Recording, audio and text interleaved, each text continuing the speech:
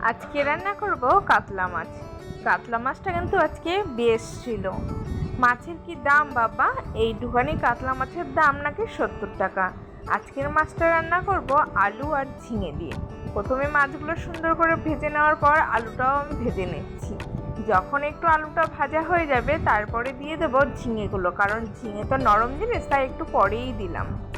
কদিন ধরেই ঠিকঠাক মিনি ব্লগ তোমাদের দিতে পারছি না, জানি না কি হচ্ছে। যখনই আমি ইনশর্ট থেকে ভিডিওগুলো এডিট করছি তখনই কিনা ভয়েসটা একাই কেটে যাচ্ছে। খাওয়া দাওয়া সেরে বসে গেলাম আমার কাজে। যেহেতু সামনে পুজো, তাই মালিকের বাড়ির কাজেরও কিন্তু প্রচণ্ড চাপ। আমার ছেলেটা এত দুষ্টু করছে যে বারবার করে কাজের থেকে উঠতে হচ্ছে আমাকে। আর এদিকে দেখো, আমার শাশুড়ি মা বারান্দায় বসে বসে আমার সাথে কথা বলছিল। আর এই দেখো, এখানে বসে আমি কাপড় করি।